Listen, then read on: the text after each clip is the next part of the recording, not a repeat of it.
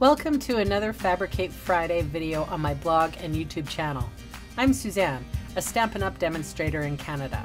So recently I went to a wedding and this was the favor that was on my place setting. Really nice, very kind of masculine. So I took that idea and I came up with this. I'm using the Wood Textures Designer Series paper here, very vanilla in the background. Just a really sweet little box. I love how the wood paper just seems to have a seamless flow to it. So it'd be really, I don't know, it's just a really nifty box. I liked it. So I'm going to show you how to do it in a different colorway. So this is a 6x6. You need a 6x6 and you need a 3.5 by 3.5. So I'm going to score on 2 inches on all 4 sides for the big one.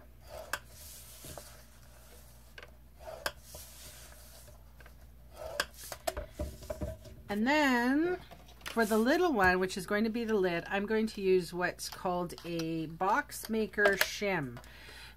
It's just a piece of acetate with a piece of cardstock in there that bumps out the paper so that my lid is going to fit over top of the box really nicely.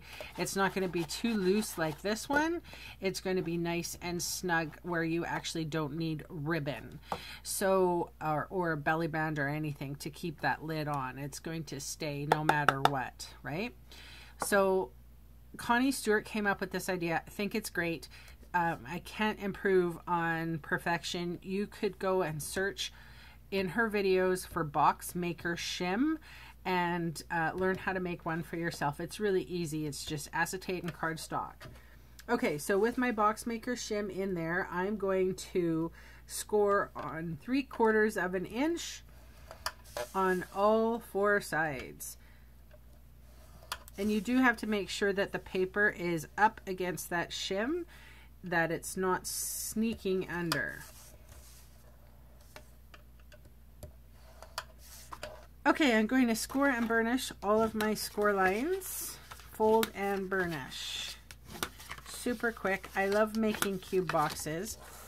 I have a lot of, they just work, you know? I haven't done a cube box in a while, so. Okay. How I do it is the pinwheel method. I will explain to you what I'm doing. So facing me, I'm going to choose the bottom right and I'm going to snip up on the score line and I am going to wedge out. Now, if you don't care, I like to add extra strength in my boxes, so I'm going to leave it here.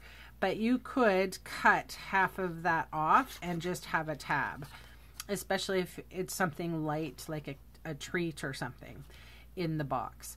Okay, so now that I've done that, I'm going to turn it and then I'm going to do the exact same thing on this side, the bottom right, and you just keep on turning. And this is why I call it the pinwheel, because it kind of looks like a pinwheel. Turn, cut up on the score line, wedge, and wedge.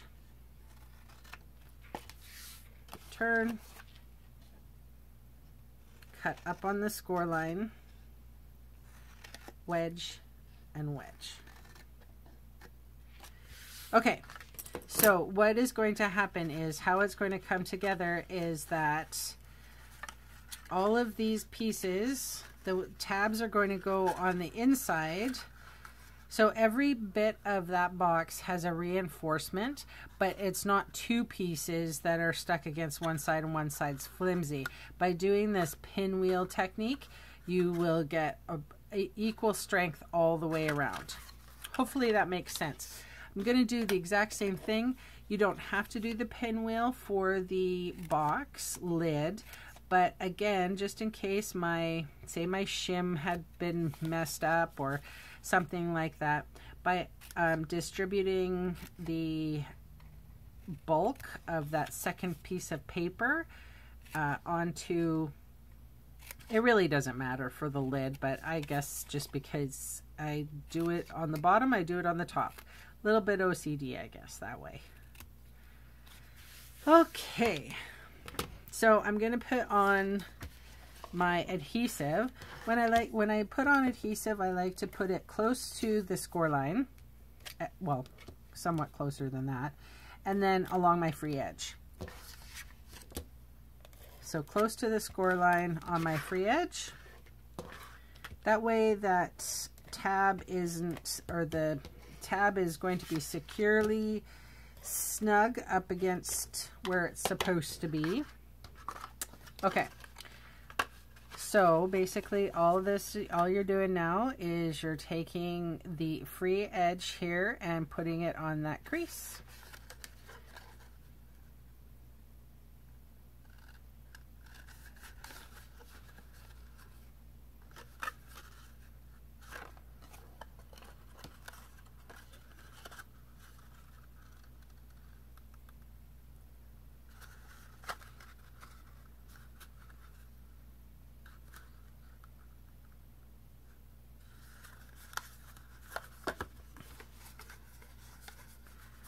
There you go. Easy done. Where did that come from? Okay, so for the lid, I'm going to put adhesive. Again, you don't want anything jamming up on that paper when you put the lid on the box. So sometimes it is nicer to put a little bit more adhesive than normal. And then again, just that free edge up to your crease.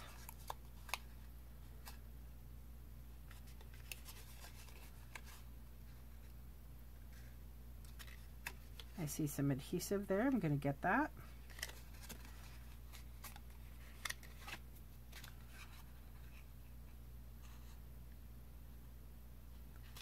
I always call this the moment of truth, but it fits on perfectly. And if you notice that it's not bowing, like sometimes when you put a lid on, sometimes the box goes like that and there's a bowing happening, but this one is not doing it. So I have 5 pieces. Again, the wood textures. I thought the gray were really nice.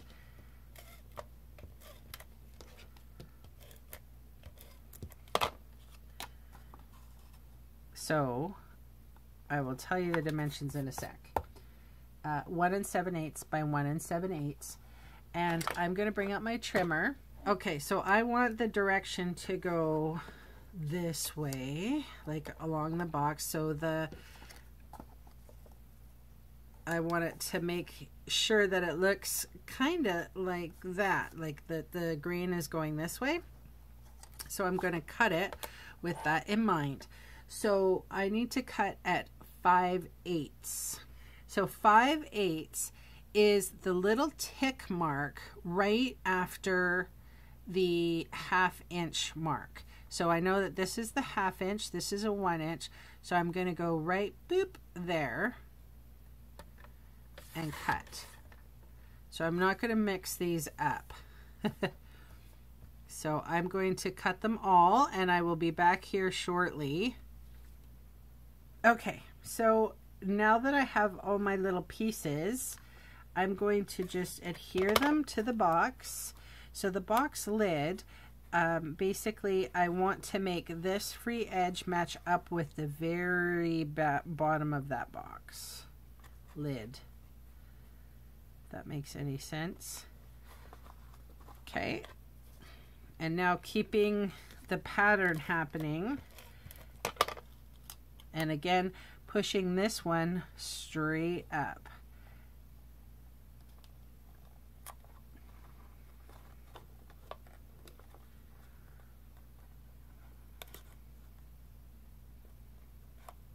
There we go. That's cute. So if you have a continuous pattern like that, this is the reason why I'm doing it this way. I mean, if you don't care, then, and you just have just a whatever, but I liked it. I think it looked really cool when I came up with the idea.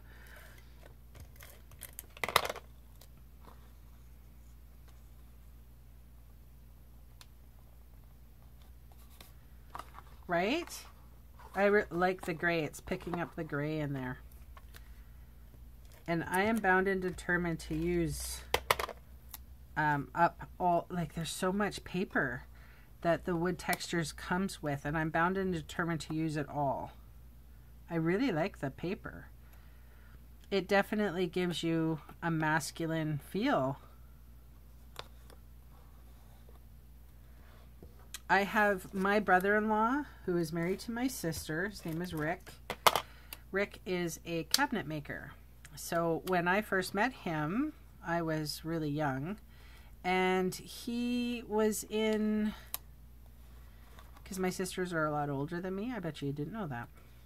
Anyway, and so he was a journeyman carpenter, and so I always relate wood when I think of him. So for Christmas or something like that, or for his birthday, which is coming up in February, I could put something in this box for him.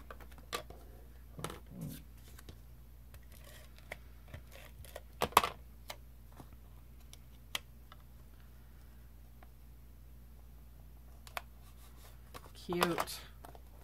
So I'm going to call this the Carpenters Box. Super cute, hey? And it all came from, inspired from a wedding that I went to. So thanks so much for joining me, and I'll see you again soon. Bye!